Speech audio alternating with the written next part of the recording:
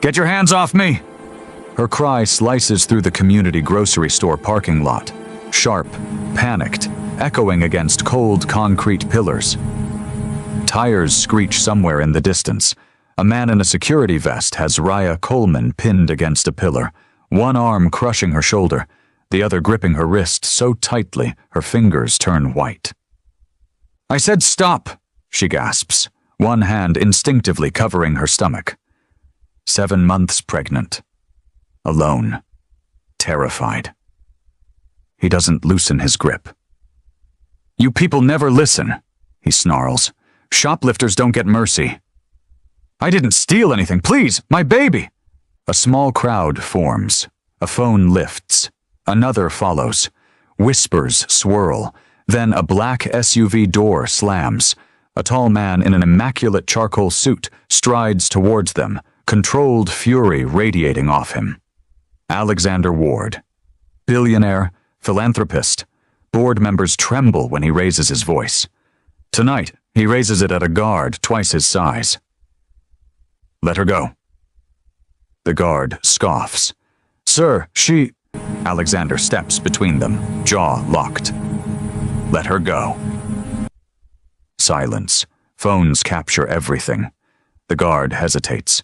Then Raya's knees buckle. Alexander lunges forward, catching her before she hits the ground. He doesn't know the truth yet. And she has no idea the man holding her is the father of the child she's fighting to keep.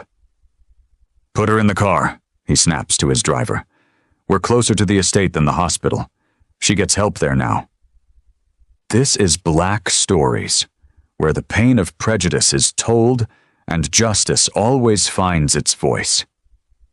If you believe a black woman's body should never be treated like property or collateral, stay with this story. Then like, share, and subscribe so more people see what really happens when power meets a woman who refuses to be owned. Raya Coleman moves like someone carrying the whole world on her back. Quiet, careful, never wasting a breath. At 7 months pregnant, every step hurts. But she still shows up before sunrise to the hospice center, tucking her swollen hands into gloves before lifting frail patients who outweigh her. She jokes softly with them, hides her winces, works through the nausea that comes like tides. The other aides whisper, "She's too stressed. She should be on leave. She doesn't have anyone, does she?" They're right. She doesn't. But Raya keeps moving, because stopping feels dangerous. As she helps an old woman eat warm oatmeal, a flash of memory hits. Clean tiles, harsh lights, the clinic promising, "Just a simple donation, sweetheart. You'll help a family and earn enough to save your mother." Her mother's chemo wasn't covered. Someone had to try. So Raya signed the papers. That was the first trap. The sedation came next, heavier than they said, leaving her dizzy for days. Then the phone call. "Congratulations. Implantation successful. We'll be in touch." Implantation? She hadn't agreed to that. Not like that. When Raya learned the embryo wasn't from anonymous donors, but from a billionaire couple whose infertility was whispered about in hushed tabloids, her blood froze. She asked for answers. The wife didn't even blink.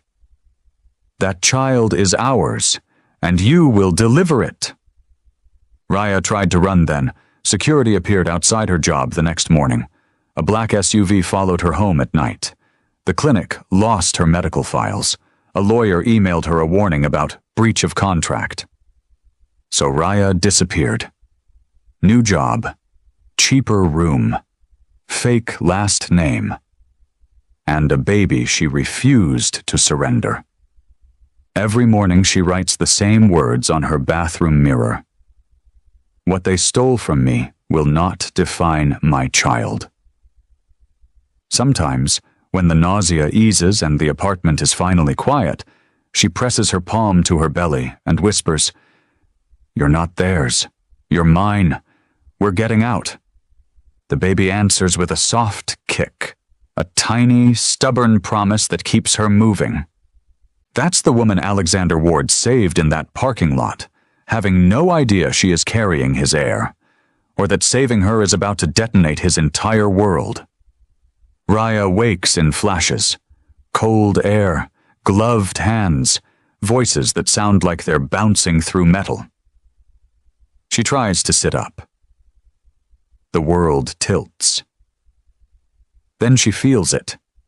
An arm around her shoulders, a steady grip holding her upright. Alexander Ward. She doesn't know his name yet, only that he's warm, steady, and moving her away from the danger she collapsed beside. But as her vision clears, she sees something over his shoulder. Floodlights, a 15-foot gate, a crest carved into wrought iron. She realizes where she is. The estate. Their estate. The place she has spent months avoiding like the devil himself. Her pulse spikes. She tries to pull away, but she's too weak. Inside the gate, everything shifts. Alexander strides across a courtyard of marble and trimmed hedges, his tux jacket wrapped around her shoulders. He walks like he's carrying something priceless. His security detail jogs behind, panicked, scrambling, confused. A guard whispers, "Sir, she came out of nowhere."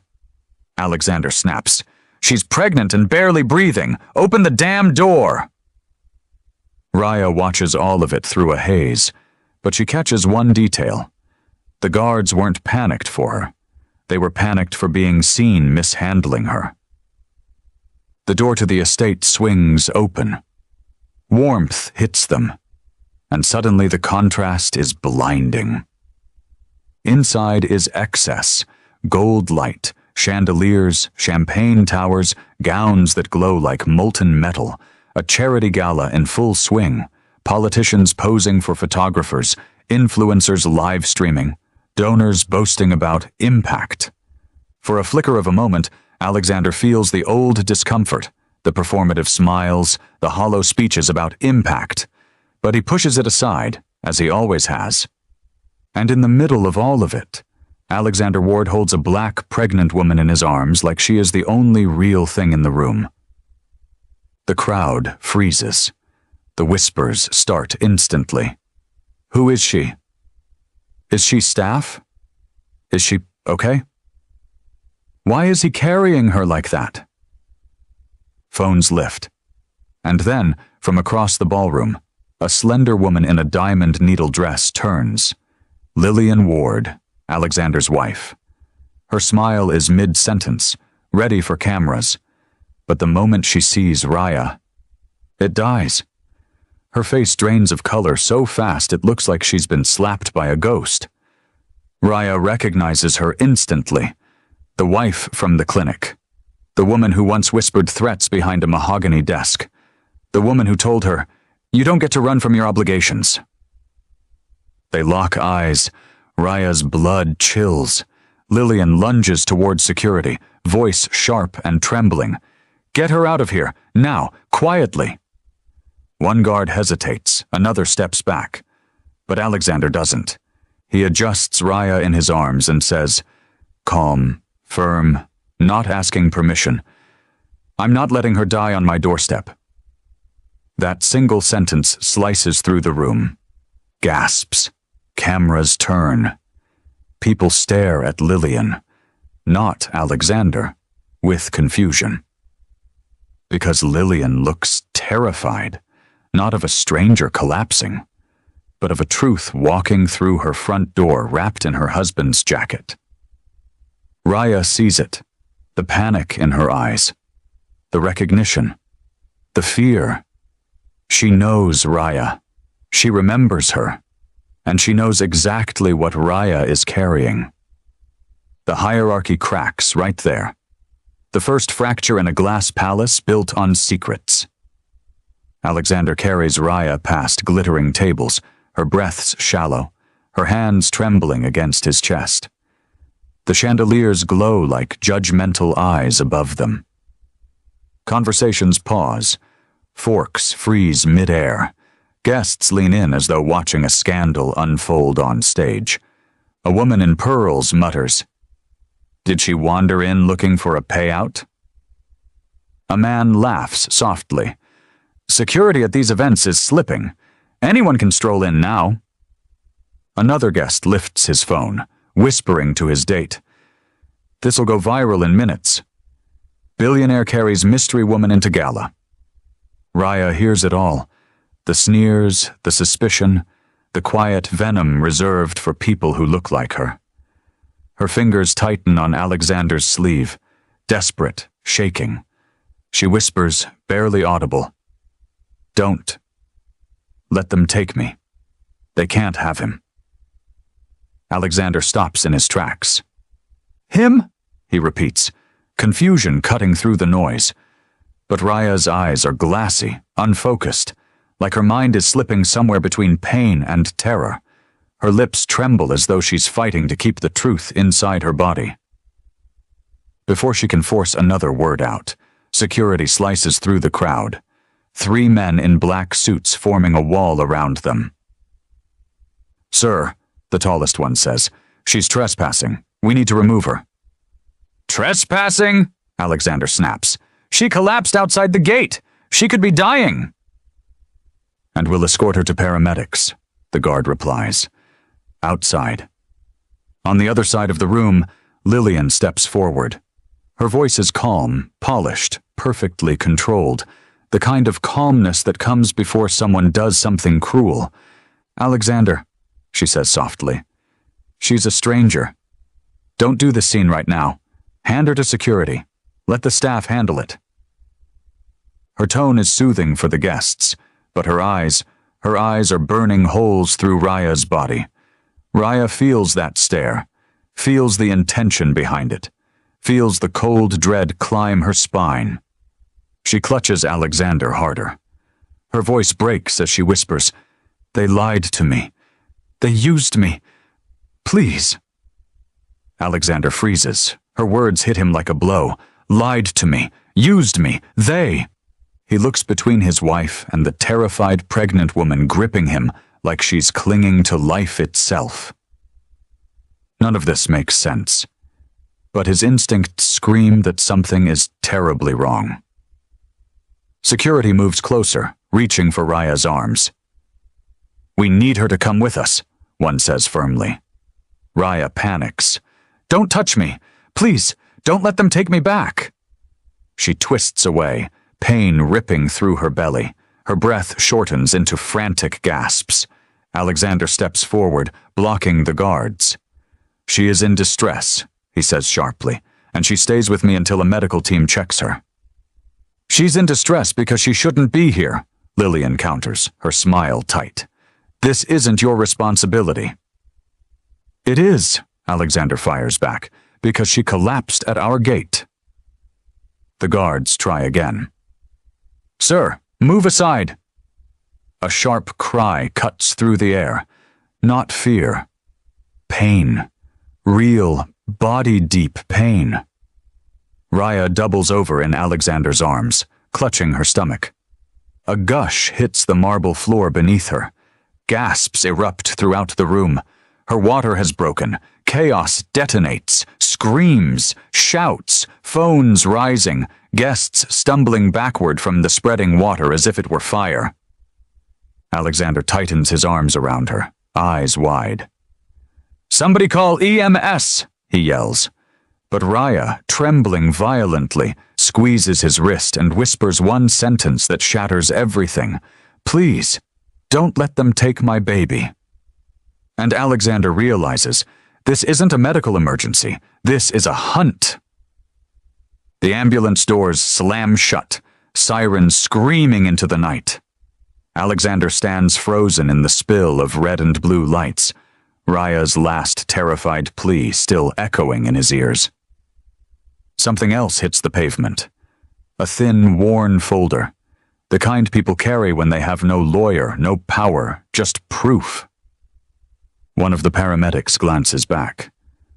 "Sir, she dropped that. Looked like she was clutching it when she collapsed." Alexander kneels and picks up the folder. It's bent at the edges, corners frayed, held together by a rubber band. It looks like it has lived months in fear, in buses, in cheap rooms, under pillows. Like the thing she never lets out of her sight, the folder you keep when the only armor you have is evidence. He opens it, his heart stops. The crowd quiets. Security hovers. Lillian watches from a distance, stiff as stone. Alexander unfolds the paper, reads one line, stops breathing. It isn't a clean label or printout. It's a crumpled clinic consent form, smudged at the edges, with one line highlighted in yellow. Intended parents, Alexander Ward and Lillian Ward. And under it, in shaky pen, someone, probably Raya, circled it twice. He reads it again, and again. His fingers tremble, his chest tightens, his vision blurs. Ward genetic line. His name, his family, his child. He looks up slowly, like a man waking into a nightmare. The ambulance carrying Raya disappears down the long driveway. Alexander turns toward Lillian. "What is this?" he asks quietly. Too quietly. Lillian steps forward with a brittle smile. "Alexander, let's talk inside." "No," he whispers. "Right here." Phones rise again. He doesn't notice. She does.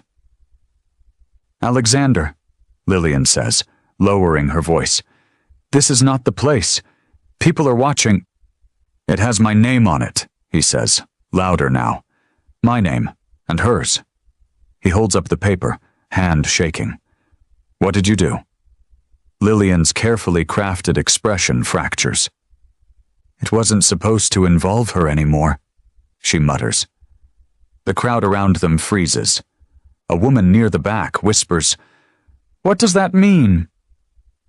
Alexander looks like the floor is spinning beneath him. "Lillian, did you put my embryo into that woman?" His voice cracks. Lillian exhales sharply, annoyed. Annoyed. "She was compensated," she snaps, "and she breached the contract. She ran." "She ran," Alexander repeats. "Ran from what?" Lillian's jaw twitches. "Stop yelling. You're embarrassing yourself." "Me?" Alexander steps backward like he's been punched. "You made a stranger, an innocent woman, carry my child and you didn't tell me?" His voice breaks, raw now. "You didn't tell her the truth either, did you?" Lillian's composure finally ruptures. "You never wanted a child!" she explodes. "You said you weren't ready, so I did what needed to be done." Gasps ripple across the crowd. Alexander stares at her, grief spreading across his face like a bruise. "Needed to be done," he repeats softly. "Without consent, without honesty, without humanity." Lillian's breath grows sharp. "Don't be dramatic. She was compensated, and she was never meant to come back into our lives." "Except she did," Alexander fires back, "because she almost died on our property carrying a child I didn't even know existed." The crowd murmurs louder. Someone whispers, "This is human trafficking." Another, "This is illegal." Someone records close-up footage. Lillian sees the phones. Her eyes widen. "Put those down," she snaps. "This is a private matter." Alexander cuts her off, devastated and shaking. "Private matters don't begin with coercion and end with a woman begging me not to let someone take her baby." Silence consumes the entire hall, thick, suffocating, electric. Lillian looks around, trapped, furious, humiliated. Alexander doesn't look at her again. He looks at the ambulance lights vanishing down the long road. His voice drops to a whisper that breaks the room. "My child is out there, in pain, terrified, and the woman carrying him trusted me more in 5 minutes than she trusted anyone in 2 years." Everyone watches the billionaire's world implode. And this time, they film every second. Alexander didn't walk into the hospital. He storms through it. His shoes smear rainwater across the polished floor as he shoves through the automatic doors, chest heaving, that damning document crushed in his fist. Nurses look up. Security straightens. Phones lift before he even reaches the desk. "Where is she?" he demands. "Sir, where is Raya Coleman?" A nurse points down the hall, pale. Alexander is already moving. He slams through the maternity ward doors and stops cold. Raya lies on a hospital bed, curled around her stomach like she's trying to protect her baby from the whole world. Her gown is twisted. Her eyes are red. Her hair sticks to her cheeks. She is shaking so violently the bed rails rattle. A doctor hovers over her. Another adjusts monitors. A third whispers, "We need to prepare for emergency delivery." Raya sees Alexander. Her breath spasms. They said they were calling someone to take him. They said..." "Who said that?" Alexander asks. She sobs. "Security. A woman. Blonde. Cold eyes." A shadow fills the doorway. Lillian. Flanked by 2 lawyers like guard dogs. She steps inside, voice smooth as poison. "This woman is mentally unstable. We need the baby secured. Legally." Raya lets out a sound that isn't a cry. It's a wound tearing open. "You tried to take him from me before," she screams. "You lied to me. You drugged me. You said he wasn't anybody's child. You said the embryo wasn't even viable, just a procedure for experience." Doctors freeze. Nurses stare. Alexander between them so fast the lawyers flinch. "Stop talking," he says to Lillian. His voice is low, too low. Dangerous. Lillian lifts her chin.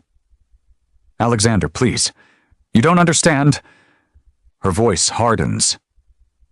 "Do you know how many women would kill for the chance to carry a ward child? I gave her an opportunity." "No," Alexander says, turning to face her fully. "You don't." The air in the room tightens. He turns slowly to the staff, to the nurses, to the doctors, to the bystanders gathering at the doorway. Everyone in here should hear this. Phones rise in perfect unison. A nurse whispers, "Is this happening?" A reporter who had been covering a different case up the hall rushes in, camera already recording. Lillian tries to back out of the light. "Alexander, don't do this." "This woman," Alexander says, pointing to Raya without taking his eyes off Lillian, "was our surrogate. My surrogate." Gasps explode around the room. Lillian's lips tremble. One lawyer mutters, "We should leave." Alexander raises the document. "You hid her pregnancy. You hid my child. You paid off doctors. You paid off staff. You cut her off when she got sick. You endangered her life and our son's." His voice cracks, just a hair, but it lands like a hammer. "And then," he continues, "you tried to erase her. Pretend she never existed. Pretend he never existed." The room is completely silent, except for Raya. She breaks, not quietly, not neatly, not politely. She folds forward and sobs into her hands, the kind of grief that comes from several months of running, hiding, being hunted by lawyers who treated her like a thief carrying stolen goods. Her whole body trembles. A nurse reaches for her shoulder, voice soft. "We're here. We hear you." Lillian finally panics, stepping toward Alexander. "You're ruining everything." "No," Alexander says, stepping in front of her with the force of a closing door. "You ruined everything." He turns to the doctors. "To all of you, Raya stays under my protection. No one touches her. No one touches our child. Not without her consent." Phones capture every word, and for the first time in several months of running, Raya is safe. Not because the system protected her, but because the truth finally reached someone who could no longer look away.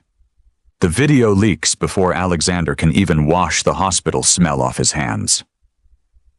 A nurse posts it anonymously on Twitter.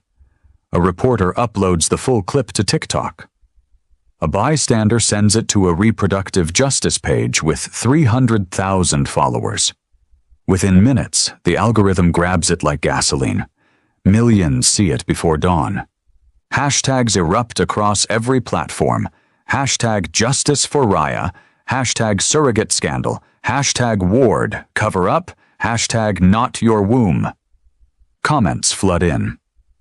This is human trafficking disguised as fertility care. She's pregnant and terrified? Someone needs to go to jail. Why was she running from the people who should have protected her? The story detonates beyond the hospital walls. Advocacy groups jump in first. Black Women's Health Alliance condemns predatory surrogacy pipelines. Reproductive Rights Council demands a federal investigation. The National Birthing Justice Fund offers Raya pro bono legal protection before sunrise. Then come the legal experts.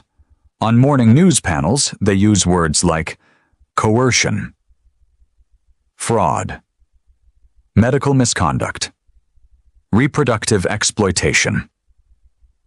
A Stanford ethicist says, her consent was never real. This wasn't surrogacy, it was procurement. But the loudest voice? Women who were in the same program. One posts a trembling selfie video. They threatened us if we asked questions. Another writes a long thread. They called us compensated incubators.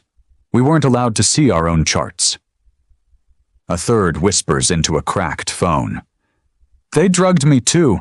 We never met the parents. We were numbers, not people. Within hours, nearly a dozen women come forward. Different cities, different clinics, same doctor, same anonymous funding network. And at the center of every story? Lillian Ward. The Ward Foundation starts to bleed publicly. Stock prices sink 14% in a day. Partners suspend donations. Sponsors freeze contracts. Lillian's PR team tries to spin it. At this time, Mrs. Ward is focused on her family. They are cut off by the interviewer. Is it true she attempted to take a newborn from a surrogate without consent? Her lawyer tries to intervene live on air. We won't be answering. He is fired mid-interview. A mic catches it. Pack your things, you're done.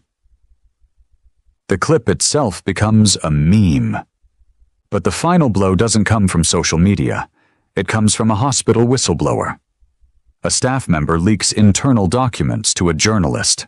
Email chains showing Lillian instructing the clinic to terminate Raya's prenatal care.